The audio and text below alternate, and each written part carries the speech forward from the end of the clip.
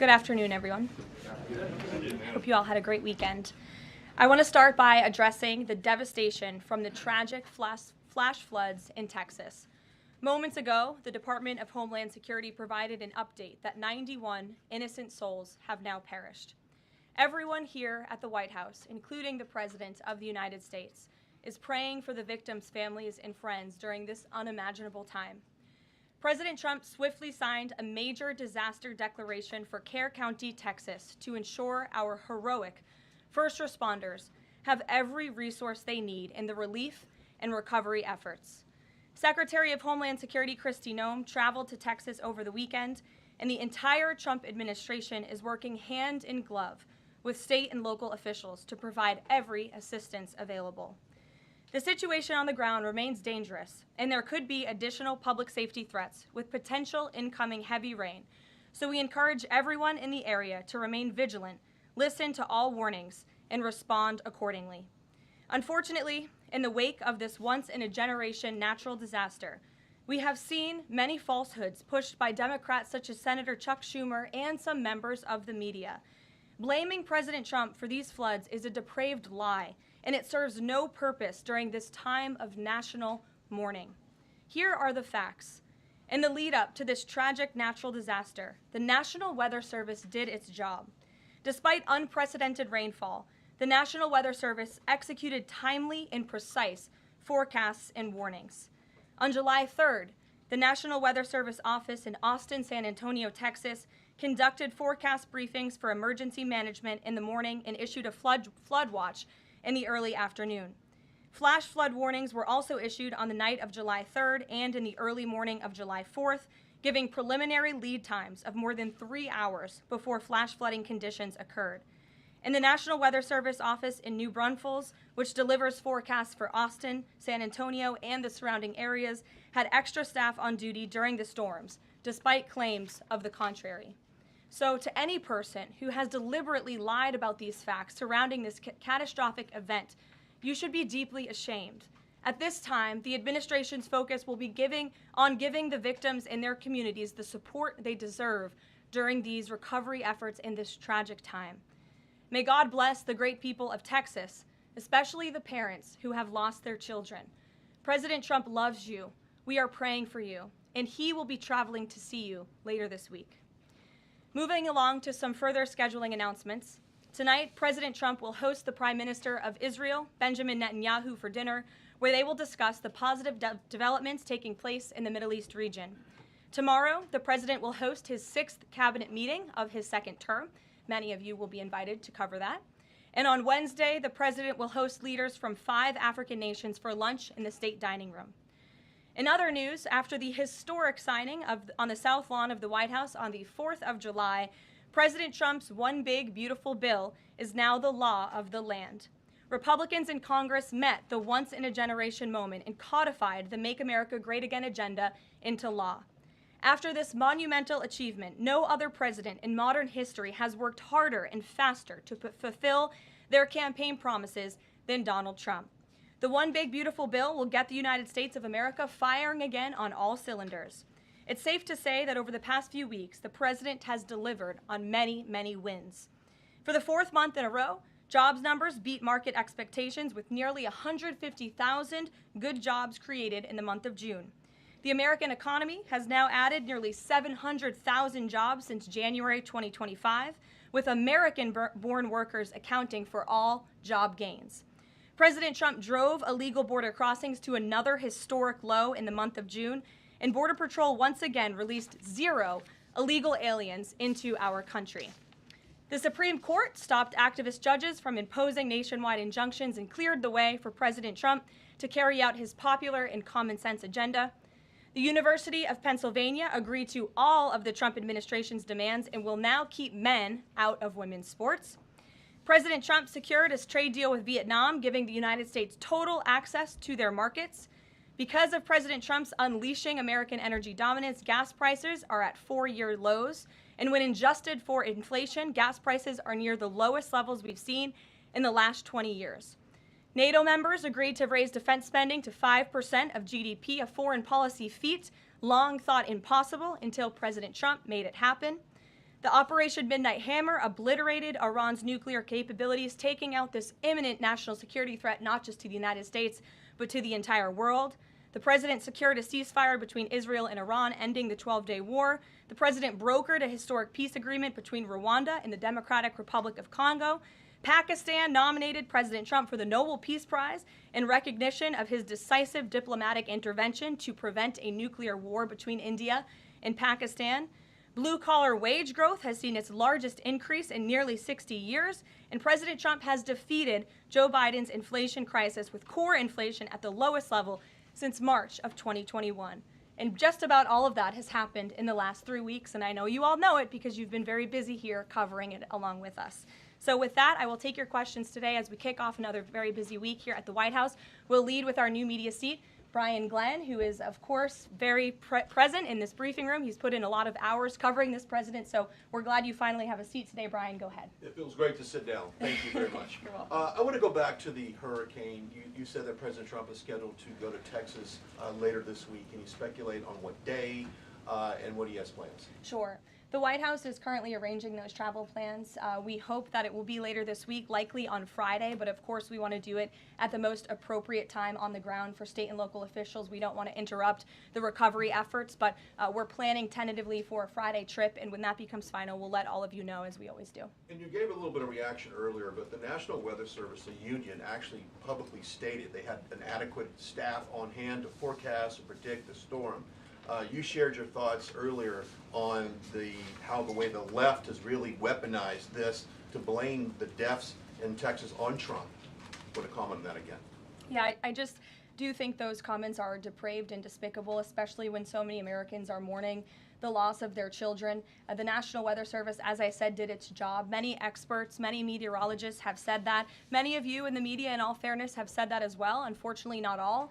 And many Democrat elected officials are trying to turn this into a political game, and it is not. This is a national tragedy, and the administration is treating it as such. We know the National Weather Service provided early and consistent warnings. They gave out timely flash flood alerts. There were record-breaking lead times in the lead up to this catastrophe.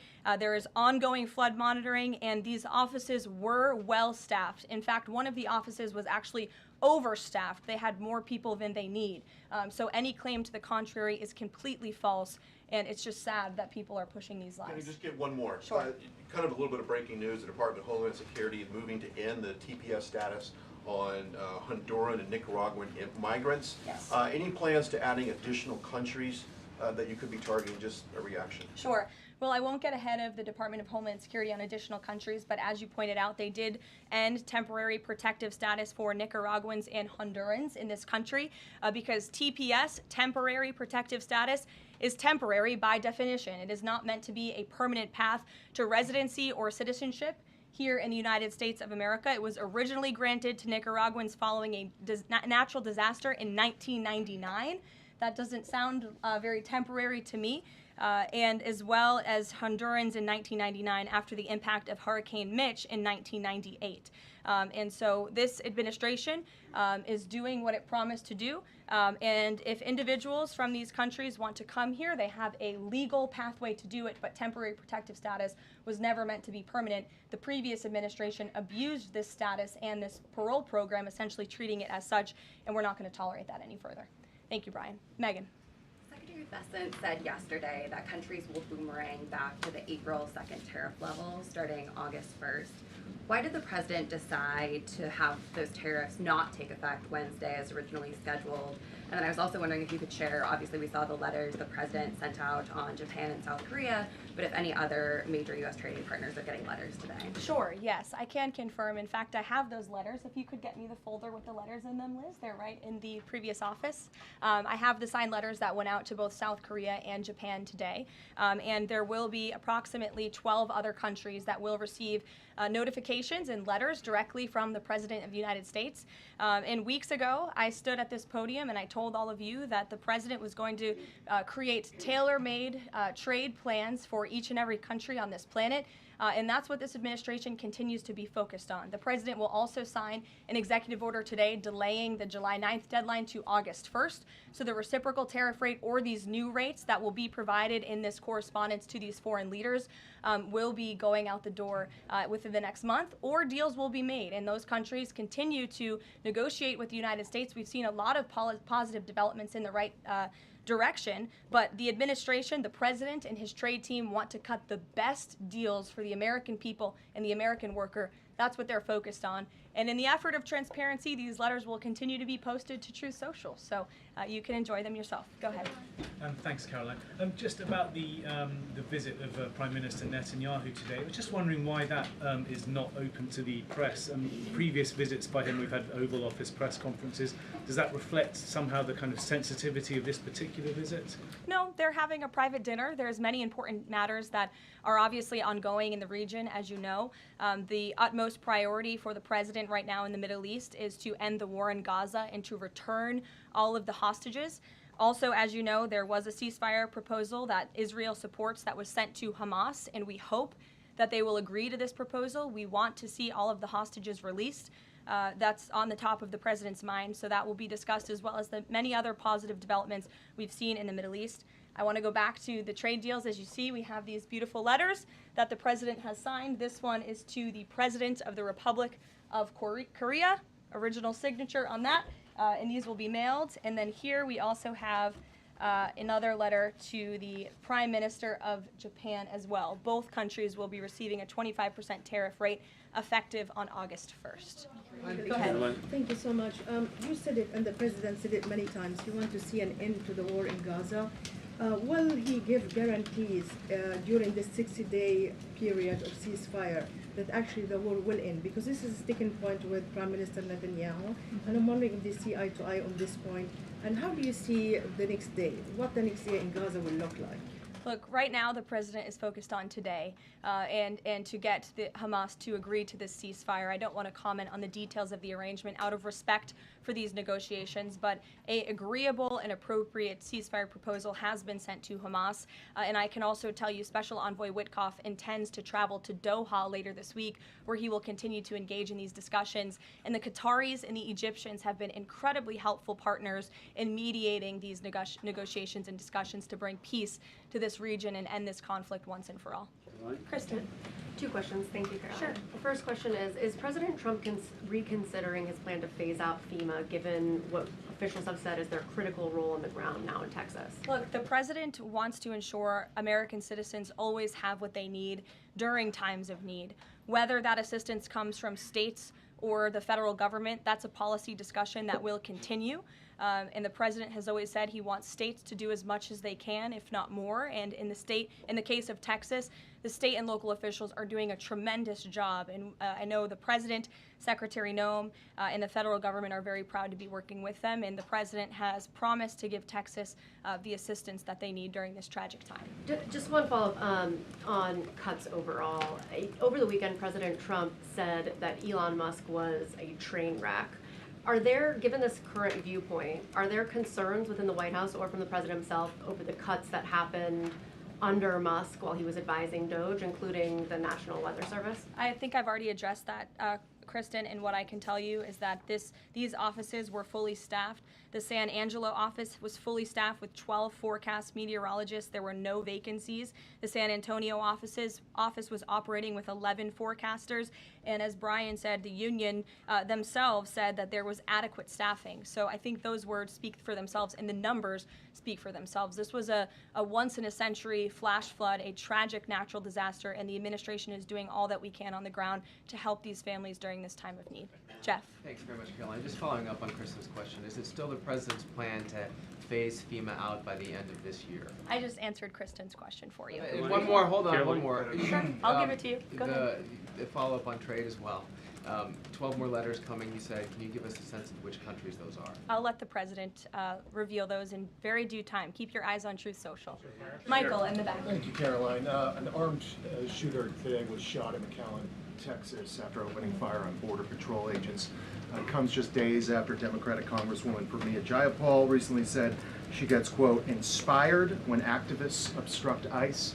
Does the White House expect Democrats to tone down their rhetoric in light of what we saw today in McAllen, Texas? We certainly call on Democrats to tone down their rhetoric against ICE and Border Patrol agents who, again, are everyday men and women. I would encourage AOC and other Democrats to actually meet with the United States Border Patrol. These are honorable Americans who are just simply trying to do their job to enforce the law. They go home to their families every night just like we all do, and they deserve respect and dignity for trying to enforce our nation's immigration laws and to remove public safety threats from our communities. The White House is aware of the shooting that took place today in Texas, and we are working with the appropriate federal agencies to get to the bottom of what happened. Karoline, the DOJ and FBI have now concluded there was no Jeffrey Epstein client list. What do you tell MAGA supporters who say they want anyone involved in Jeffrey Epstein's alleged crimes to be held accountable? This administration wants anyone who has ever committed a crime to be held accountable, and I would argue this administration has done more to lock up bad guys than certainly the previous administration.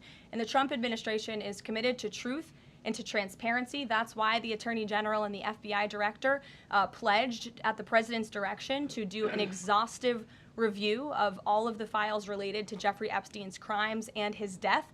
And they put out a memo in conclusion of that review. There was material they did not release because, frankly, it was incredibly graphic and it contained child pornography, which is not something that's appropriate for public consumption. But they committed to an exhaustive investigation. That's what they did, and they provided the results of that. That's transparency. Follow up on that, Sure. Caroline. Okay, so the FBI looks at the circumstances surrounding the death of Jeffrey Epstein. According to the report, this systematic review revealed no incriminating client list. So what happened to the Epstein client list that the Attorney General said she had on her desk? Well, I think if you go back and look at what the Attorney General said in that interview, which was on your network on Fox I've News. got the quote. Go ahead. John Roberts said, DOJ may be releasing the list of Jeffrey Epstein's clients. Will that really happen? And she said, it's sitting on my desk right now to review. Yes, she was What? saying the entirety of all of the paperwork, all of the paper in relation to Jeffrey Epstein's crimes. That's what the Attorney General was referring to, and I'll let her speak for that. But again, when it comes to the FBI and the Department of Justice, they are more than committed to ensuring that bad people are put behind bars. They have an operation going on right now called Summer Heat, which has our murder rate trending in the lowest direction in United States history. Their emphasis on violent crime and locking up violent criminals has led to the arrest of 14,000 violent criminals. That's a 62% increase from the same time period last year. So this Attorney General and the FBI Director are committed to putting bad people behind bars where they belong. They promised an exhaustive review. That's what they did. For any further details, I would refer you to the Department of Justice. Kate. Thanks, Caroline. With Prime Minister Netanyahu visiting the White House today, yesterday the president said that he was working on a more permanent deal with Iran, but several days ago he didn't think one was necessary. What changed? Well, when you asked me about this, or when you all asked me about this several weeks ago, I said the president thought maybe an Iran deal was not necessary, but of course the president is always interested in peace and diplomacy. That remains true, and the administration continues to be in contact, both directly and indirectly, with the Iranians on a deal. And then on tariffs, you're now delaying the deadline from July 9th to August 1st.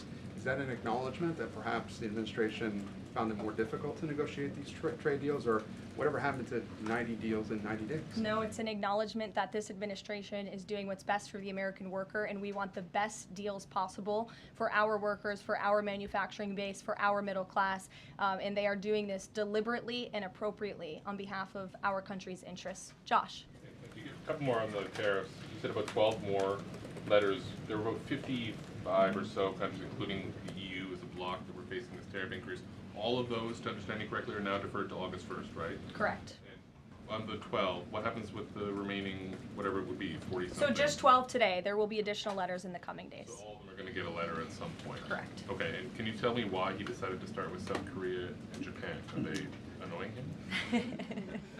It's the president's prerogative, and those are the countries he chose. And on the sectoral tariffs, it's our understanding that these continue to be a separate track. We're still waiting on a bunch of those. That's Can you right. give us any timing update on when he's going to move on, for instance, semiconductor tariffs and other things that are still in the hopper? I don't have a timing update, but for where they are in the process, I would defer you to the Department of Commerce. Should we expect deals finally as well? He announced this Vietnam deal. Are you close on any other countries? The president and the administration, yes, we are close. But again, the president wants to ensure these are the best deals possible.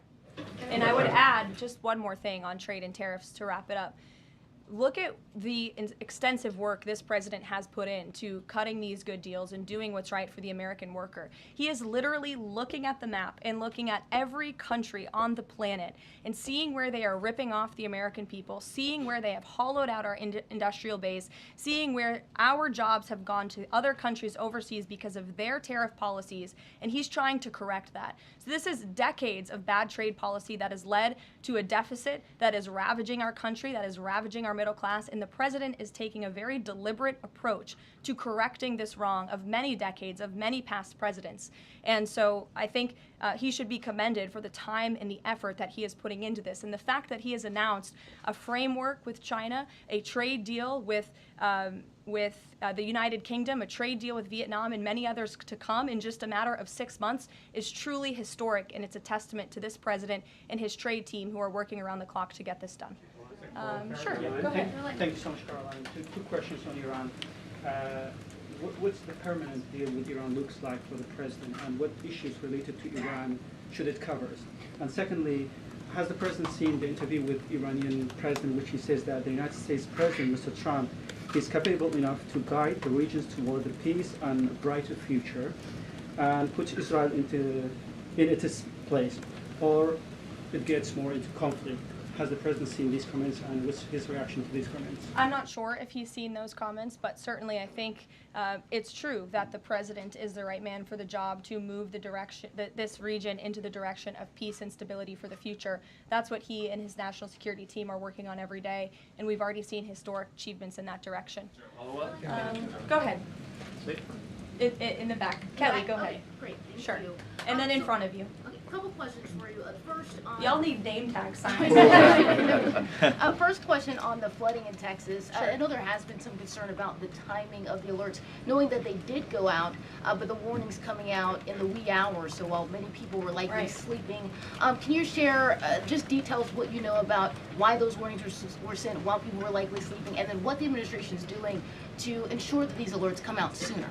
Well, the alerts imminently were sent out before the flood when people were sleeping because the flood hit in the very early hours of the morning. So people were sleeping in the middle of the night when this flood came. That was an act of God. It's not the administration's fault that the flood hit when it did. But there were early and consistent warnings. And again, the National Weather Service did its job. On July 2nd, there were initial notices of potential weather and flooding risks were issued. On July 3rd, escalating warnings throughout the day with a flood watch issued at 1:18 p.m. And then later at 6:10 p.m. on July 3rd, the Weather Prediction Center warned of excessive rainfall and a high likelihood of flash flooding. At 6:22 p.m. July 3rd, National Weather Center issued a hydraulic warning highlighting considerable flooding risks, including in Caryville County. And then there were the timely flash flood alerts at 11:41 p.m., 1:14 a.m., and then another flash flood emergency warning issued at 4:03 a.m. just before the flood hit. So those were all of the warnings that went out to the affected area and region. Go ahead. One question on education funding Go for ahead. states Thank you and very much. local I appreciate it, districts. Caroline. Two questions for you related to the Prime Minister's visit today. Number one, there's a report circulating that the Gaza Humanitarian Foundation provided a proposal to the White House to build these so-called humanitarian transit areas inside and outside of Gaza. The GHF is insistent it has nothing to do with that proposal. Can you shed any light on whether the White House has received such a proposal, and if so, from whom? I'm unaware if a proposal from the Gaza Humanitarian Foundation was sent to the White House. I haven't seen it, but I can ask our National Security Council. And also a document circulating that the White House is prepared to lift the Foreign Terrorist Organization designation from HTS, the group of President al-Shara in Syria. Can you confirm that that's taking place? Again, I haven't heard that, or I'm not aware of that action taking place. As you know, we did lift particular sanctions on Syria, but we did leave them on for particular terrorist groups. If that has changed, we will, of course, let you know if there's a change in policy, but I'm unaware of one at this time. Sure, go ahead. Me? Hi, Caroline. Thank you. You're welcome. And then you can go too, since you're so eager. Ahead of the president's meeting with Prime Minister Netanyahu today. Is there a scenario where Israel has made it clear that they will not bring an end to this war until Hamas is decimated? And the president just 5 months ago suggested a potential takeover of Gaza. Is there a situation where tonight the two men will change their posture, and in the scenario that Hamas turns over the remaining hostages, that the war could come to a permanent end, and that they will seek that under that scenario that they would essentially try to bring this war to a permanent end beyond just that 60-day ceasefire? Again, you're putting a hypothetical situation in the air, so I don't want to comment on that out of respect for these ongoing negotiations and discussions that are taking place. But as for the takeover of Gaza, I don't believe the president ever said that. I think he discussed a rebuilding of Gaza once this war is over. This has become an uninhabitable place for human beings, and the president has a big heart. He wants this to be a prosperous, safe part of the region where people and families can thrive, and there will be a need for a real rebuilding effort when the time comes. But right now we need to end this war, and we need to bring all of the hostages home. The president is adamant about that. The war tonight? Look, again, I will let the president speak for himself later if he decides to comment on the details of the agreement, but out of respect for the discussions, I won't do that from the podium. Go ahead. So Congressman Lawler and Gottheimer have introduced a bill in Congress, the Bunker Buster Act, that would allow the United States to sell B-2 bombers and bunker buster bombs to Israel. Is that something the president would support? Well, I don't know if the president's aware of the Bunker Buster Act, but I will ask him and see what his opinion on that is. I'm not sure. Right, thank you. Caroline. Thank you, Caroline. Building off of the question earlier about the shooter in Texas who targeted ICE, Axios reported today, I believe, that Democrat lawmakers were saying their constituents are calling on them to be more violent when they go to ICE facilities, including, I believe, they want them to shed blood, and that they said that Democrat lawmakers should be willing to get shot themselves. Can you respond to that, and do you have concerns that any of these lawmakers might act on the wishes of their constituents? It's hard to believe anyone with morals in this country or decency would say such a thing. Obviously, the White House condemns that rhetoric, and we condemn violence of any kind. This administration is simply trying to enforce our laws, and we must be a nation of law and order. You cannot simply waltz across our border and live here illegally and expect to stay. We are going to enforce our nation's laws, and the men and women who are doing that are doing so in a respectful way. They are doing so within the confines of the law, and they are just trying to do their jobs. And we condemn any violence or any calls for violence of any kind against any American. Go ahead. Thank you, Caroline. I wanted to ask you if... I was not calling on you, but you can go ahead. It's fine. There's a lot of people in here today. President Trump Sure. already saw the letter that the Colombian president Gustavo Petro sent him, apologizing for his comments a few weeks ago, suggesting that there was an involvement from the U.S. government in an alleged coup d'etat in Colombia. And Secretary Rubio recalled the U.S. Chargé d'Affaires in Colombia. Did President Trump saw that letter, and what do you think about the comments from President Petro suggesting that the U.S. has some kind of involvement in a coup? I'm not sure if the president has seen that letter, but I can check with him in the National Security Council. We will get you a response if you follow up with my team. We will find out for you. Caroline? Sure, go ahead. Thank you. Iris, go ahead. Thank you, Caroline. Thank you, Caroline. On 2 topics. First, I on love how tariffs. excited everyone is on Monday. Yes, Raquel, you can go after. On 2 topics. First, tariffs. The president announced last night that any countries aligning themselves with the anti-American policies of BRICS That's right. will be charged with an additional 10% tariff. Can you tell us more details on that? What specific policies is the president talking about here? What policies should countries stay away from to avoid being subject to additional tariffs? Sure. Well, the president feels, generally speaking, that BRICS is seeking to undermine the interests of the United States. It's the president's utmost responsibility to put the interests of the United States first. That's how he views his job as president. So he's going to ensure that America is fairly treated on the world stage, and he'll take any action necessary to prevent countries from taking advantage of the United States and our people.